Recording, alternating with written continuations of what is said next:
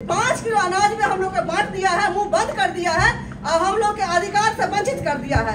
आज हम ही लोग के समाज के मनु के गोद में जाकर बैठ गया है। नीतीश कुमार हो या क्या नाम रामविलास जी का लड़का हो, 90% की हत्या कर रहा है ये सब लोग। सपेरा जो जाति के वहाँ पे महिलाएं हैं, वो खाने के लिए वहाँ पे तरस गई। उसको अनाज नहीं था, मतदान करने के लिए वोटर कार्ड था, लेकिन उसके पास राशन कार्ड नहीं था।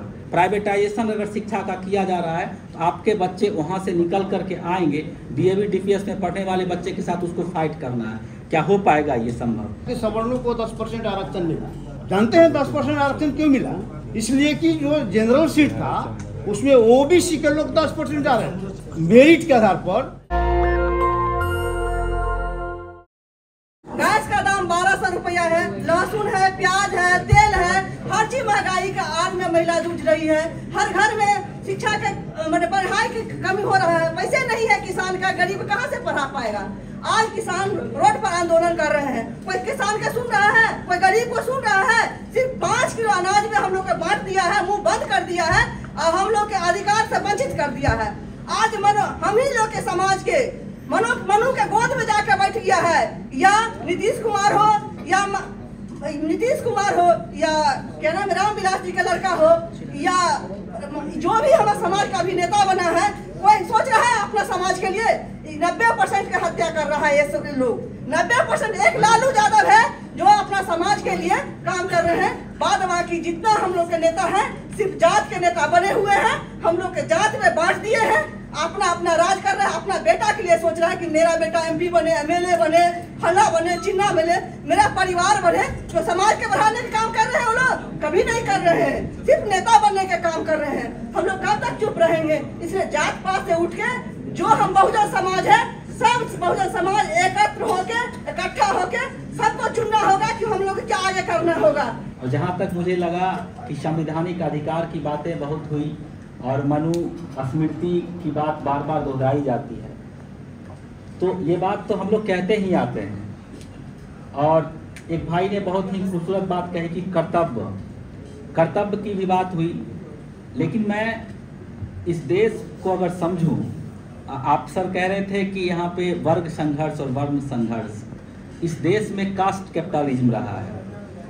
कास्ट कैपिटलिज्म, यहाँ जाति एक पूंजी बन करके बैठी हुई है, और जाति जब पूंजी बन करके बैठी हुई है तो हमारे जो 90% लोग हैं वो लोग भी तो उन्हीं के साथ जा रहे हैं। अभी मैडम के द्वारा कहा जा रहा है, लेकिन हम सभी लोगों का भी कहीं ना कहीं ये जवाबदेही तय होता है कि जो मुद्दे हमारे होने चाहिए, जो सामाजिक और राजनीतिक और आर्थिक सशक्ति की बात होनी चाहिए, वो बहस कम हो पाता है ग्रामीण इलाकों में, क्योंकि भारत गांव का देश है और हमारी ज़्यादा आबादी गांव में रहते हैं। शिक्षा का बजट कितना हुआ, चर्चा का विषय नहीं रहा। आपके स्वास्थ्य का बजट कितना रहा, क्योंकि हमारे लोग ही सरकारी अस्पताल में जाते हैं, उसका चर्चा नहीं रहा।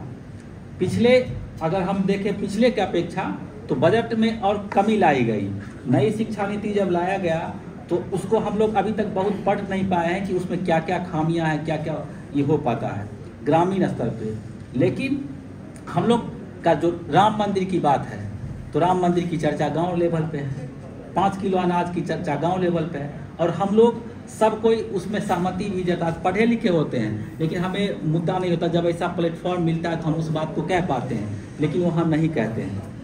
अब आप देखेंगे कि ये प्रधानमंत्री जी का जो संसदीय क्षेत्र है, मैं वहाँ का एक रिपोर्ट बता रहा हूँ। प्रयागराज का एक 12 प्रखंड में बमेरा बस्ती में सपेरा जो जाति के वहाँ पे महिलाएं हैं, वो खाने के लिए वहाँ पे तरस गई।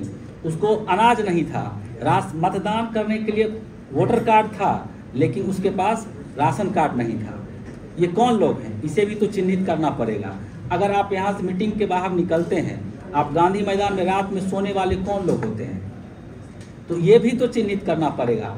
हम सभी लोग को सदन भेजते हैं, 131 हमारे समाज के लोग होते हैं वहाँ पे सदन में बोलने वाले, लेकिन क्या वो कभी हमारे लोगों के बीच जा कर के पता करते हैं कि हमारे लोग कैसे रहते हैं?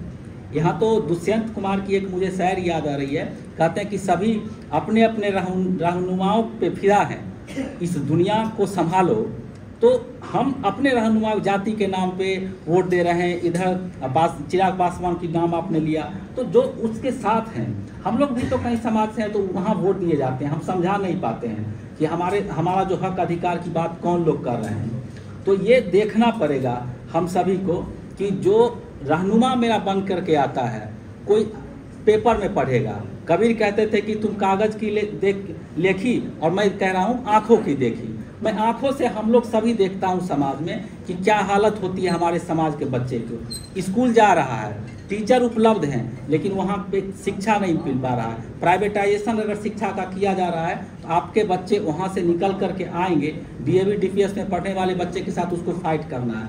क्या हो पाएगा ये संभव? तो हम सब बुद्धिजीवी कब हो पाते हैं? जब मेरे पास वो तार्किक शिक्षा ही नहीं होगा, हमारे अपने अधिकार को समझ ही नहीं पाएंगे, तो हम फिर केवल नारों और वादों के बीच में पिस करके हम लोग रह जाते हैं। तो इसे सोचना पड़ेगा। कुल मिलाकर के यही बात है, समय की बहुत कमी है, और मोटी मोटी बातों में कह देना चाहता हूँ कि कुछ बात जो हम लोग टेबल पे कर पाते हैं, वो गांव में नहीं कर पाते हैं, समाज में नहीं कर पाते हैं। ये हमारी भी कमी है। शायद हम अपने व्यस्तताओं में उलझ जाते हैं, रोजी रोजगार में उलझ जाते हैं, लेकिन अपने गांव समाज में हम कुछ लोगों को ही अगर जोड़ पाते हैं, अपने विचारों को समझा पाते हैं, तो हो पाएगा। उन्हें बजट समझना पड़ेगा, उन्हें शिक्षा नीति समझनी पड़ेगी, लेकिन ये नहीं हो पाता है। ये बहुत ही दुर्भाग्य है, और बहुत बहुत धन्यवाद। SC ST OBC काफ़ी मजबूत हुआ था। जो सवर्ण क्लास के लोग थे काफ़ी दहशत में थे। उन्होंने आंदोलन चलाया राम मंदिर के नाम पर, और धीरे धीरे धीरे धीरे उनका आंदोलन मजबूत होते चला गया। और SC ST जो समीकरण जो बना था SC ST OBC का, इसको तोड़ने का काम किसने किया? जो सत्ता में लोग बैठे थे वहीं से गड़बड़ हुआ। यूपी में Mulayam Singh reservation in promotion के खिलाफ जो है सबसे पहले मान लिया कि यूपी में मुलायम सिंह ने किया। वहाँ पर जो SC ST और जो बैकवर्ड के बीच में जो गैप हुआ, आज वो गैप भरा नहीं है।